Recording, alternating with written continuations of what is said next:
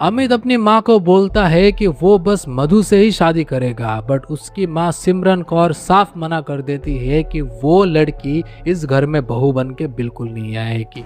23 साल का अमित, जो कि मधु नाम की उस गांव की लड़की के साथ शादी करने के लिए पागल हुआ पड़ा था, उसकी माँ सिमरन कौर ने इस शादी के लिए साफ मना कर दिया था और बार बार अपने माँ को समझाने के बावजूद उसकी माँ डटी रही कि वो लड़की इस घर की बहू बन के कभी नहीं आएगी। बेटा, तुम इंग्लैंड लौट जाओ, अपनी पढ़ाई पूरी करो और हम तुम्हारी शादी अच्छी जगह पे करवा देंगे। बट अमित के सिर पे खून सवार था और उसने अपने माँ के साथ, अपने खुद के माँ के साथ कुछ ऐसी चीज की कि जन्नत का सिर भी शर्म से झुक गया। और अगर सिमरन कौर को उस दिन पता था कि आगे जाके उसकी अपनी ही संतान उसके साथ ये सब हरकतें करेंगी, वो शायद ऊपर वाले से दुआ मांगती कि उनको कभी बच्चा ही ना हुआ होता। You are watching Shihab explains. Our programmes name is people are awful. आज हमारा एपिसोड 4 है द सिमरन कौर केस।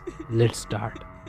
कहानी शुरू होती है हरियाणा के एक छोटे से गांव में सरपंच के घर से, जहां पे सरपंच की बीवी का नाम होता है सिमरन कौर। उनका एक ही बेटा रहता है जिसका नाम है अमित। अब गांव में पढ़ाई लिखाई का उतना ज़्यादा जोर नहीं था और सिमरन कौर के पास पैसे बहुत थे, इसलिए वो अपने बेटे को इंग्लैंड भेज देती है पढ़ाने के लिए। बट अमित थोड़ा सा बिगड़ैल टाइप का एक लड़का था। वो अपना ज़्यादातर पैसा खर्च कर देता था पार्टीज करने में, इंग्लैंड की लड़कियों के पीछे पैसे उड़ाने में, और दारू सुट्टा तो उसका चलता ही रहता था। बात है 2024 में, जब अपने छुट्टियों में अमित घर आता है। हरियाणा में वो अपना गाड़ी निकालता है और सारी जगह पे वो टशन मारता फिरता है, क्योंकि एक तो वो है वहाँ के सरपंच का बेटा, ऊपर से वो इंग्लैंड में पढ़ता है। तो गांव में उसके जो दोस्त थे सब लोग मिलके ऐसे फुकरापंती करते रहते थे। तभी उसकी नज़र जाती है वहाँ की मधु नामक एक लड़की के ऊपर। मधु पंजाबन थी, दिखने में भी खूबसूरत थी, उसके पिता आर्मी में काम करते थे और सब कुछ सही था। अमित का दिल आ जाता है मधु के ऊपर, बट वो उसके साथ उल्टा सीधा कुछ हरकत नहीं करता। वो एक बार प्रपोज करने की कोशिश करता है, बट मधु ज्यादा भाव नहीं देती। वो फिर अपने दोस्त को भी बोल के भेजता है कि ये लड़का है, बहुत ही अमीर है, इंग्लैंड में पढ़ता है, वो तुम्हें पसंद करता है। बट मधु ज्यादा भाव नहीं डालती। अमित सोचता है कि ठीक है, अब मैं जो भी करूंगा एकदम लीगली करूंगा। वो जाता है अपने माँ के पास और वो जाके बोलता है कि मैं उस लड़की से शादी करना चाहता हूँ। सिमरन कौर पहले तो बच्चे की नादानी समझ के इन सब चीजों को इग्नोर कर देती है, बट बाद में जब वो देखती है कि अमित एकदम डिटरमाइंड है कि वो मधु से ही शादी करेगा, तो वो जाके पहले तो अच्छे से समझाती है अमित को कि देखो बेटा, तुम्हारे पापा का एक अच्छा सा नाम है, क्या तुम उस मिलिट्री के घर शादी करोगे? तुम पढ़ाई लिखाई पूरी करके आओ, हम अच्छी जगह पे अहमदाबाद के तुम्हारे मामा के घर के वहाँ पे बहुत सारे सारे बड़े बड़े सब वो बिजनेसमैन है, उनकी बेटियों के साथ हम तुम्हारी शादी करवाएंगे। तुम्हारे पापा के एक दोस्त की भी बेटी है, उसके साथ तुम्हारी शादी करवा देंगे। यही नहीं, अमित के गांड में इतना कीड़ा है कि वो एक दिन मधु के पापा से भी बात करके आया और उसका पापा अमित के पापा से बात करने के लिए उनके घर आ गया। सरपंच साहब इस मिलिट्री ऑफिसर को ज्यादा कुछ कहते नहीं है, बट उसको सीधा मना कर देते हैं कि नहीं भाई, रिश्ता तो नहीं होगा, हम अपने बेटे का रिश्ता किसी और जगह पे करवाएंगे। और उसी शाम माँ और बेटे के बीच एक बहुत ही गंदा झगड़ा हो गया और सिमरन कौर अपने बेटे के ऊपर हाथ भी उठा देती है। वो 2 थप्पड़ मार देती है अमित को और वो बोलती है कि नहीं होगी, उस जगह पे हम तेरी शादी बिल्कुल नहीं करवाएंगे, हम तेरी शादी जहाँ पे हमारी मर्जी होगी वहीं करवाएंगे। अमित सोचता है कि शायद मेरी माँ सही कह रही है और वो अपना आंख पोंछ के फिर से वो इंग्लैंड वापस चला जाता है। अब मैंने पहले ही कहा था कि अमित बहुत ही एक अय्याश किस्म का लड़का है, बट सिमरन कौर जो है वो उसको लिमिटेड पैसा भेजती थी, इसलिए पैसों की तंगी अमित को हमेशा लगा रहता था। कॉलेज में भी वो बस लड़कियों के पीछे लाइन मारने में ही अपना टाइम वेस्ट करता था, ठीक है। बट इस बार इंग्लैंड जाके अमित का मन फुकरापंती में नहीं लगा।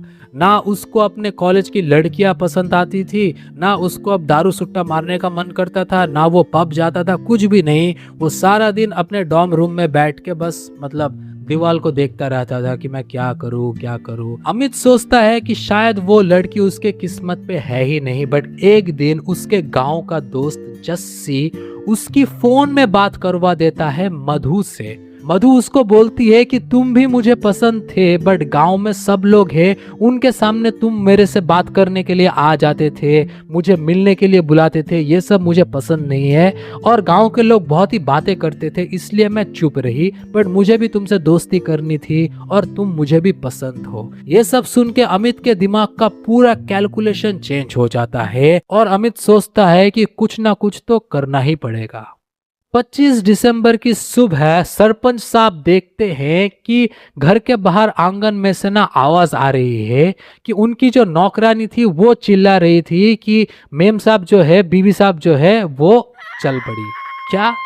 ये जाके देखती है कि ये लोग गाय को जहाँ पे चारा डालते थे, गाय को जहाँ पे पानी डालते थे, उसी जगह पे सिमरन कौर की लाश तैर रही है।